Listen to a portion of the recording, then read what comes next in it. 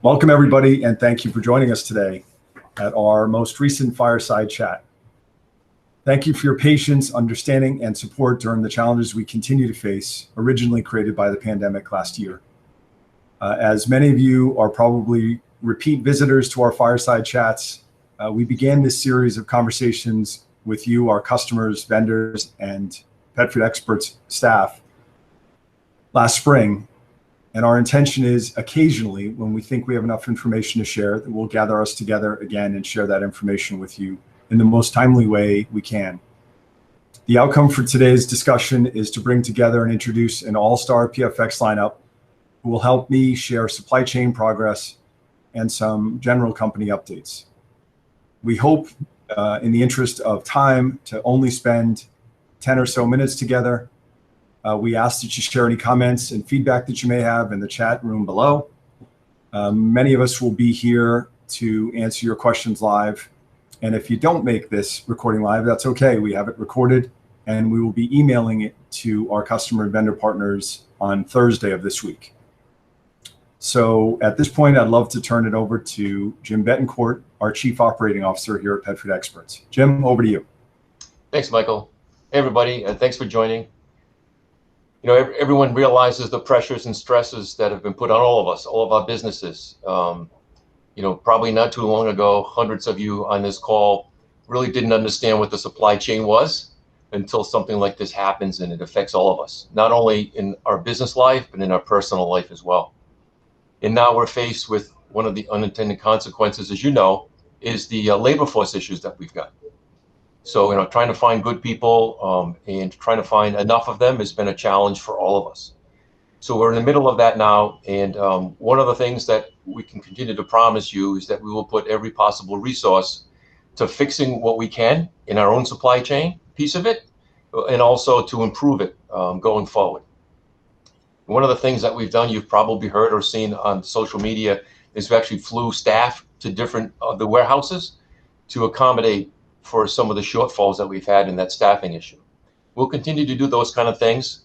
The most important thing for us is to get our product through our piece of that supply chain, to get it in our door and onto your shelves. It's very important for us, and we'll do whatever it takes to do that.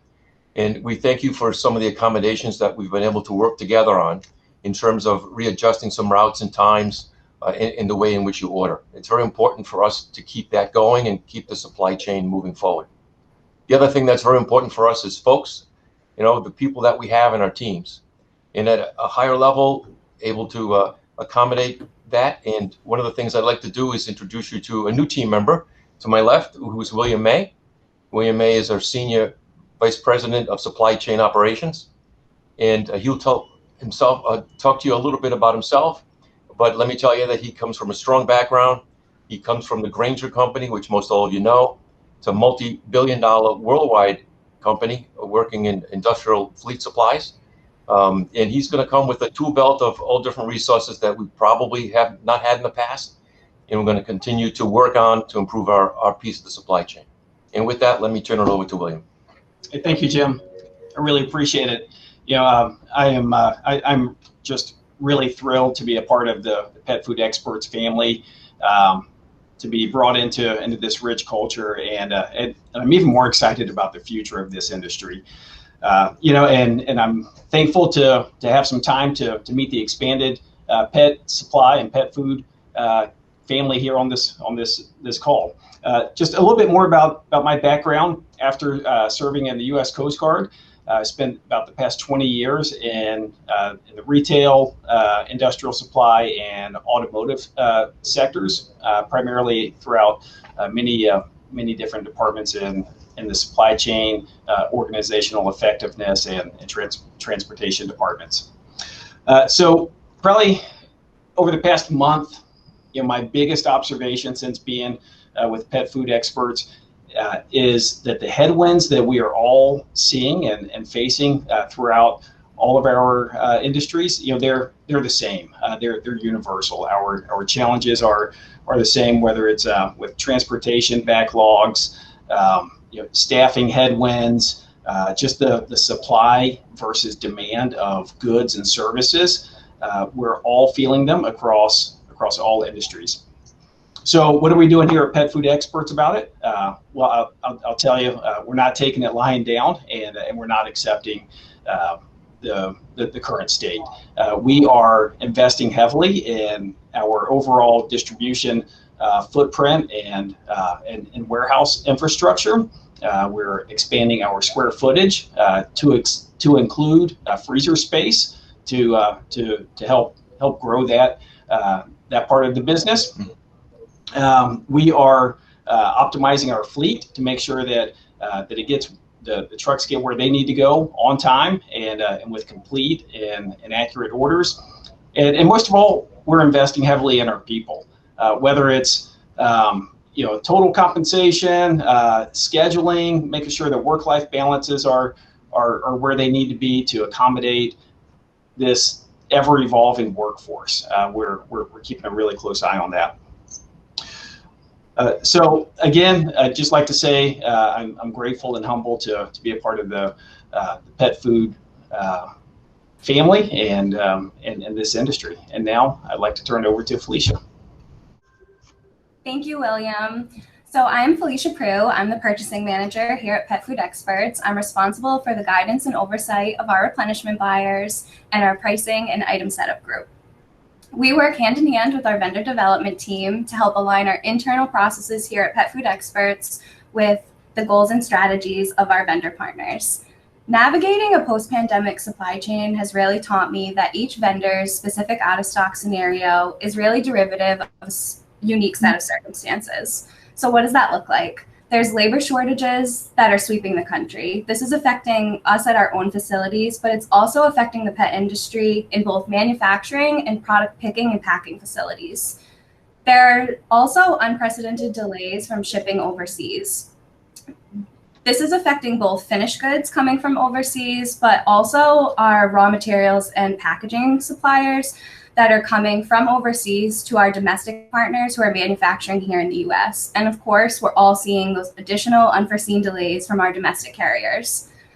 On a daily basis, my team and I are drilling into those scenarios to identify pieces of the supply chain that we have control over. We're tweaking our decision-making to help understand those new challenges, whatever they may be, and handle them as they come.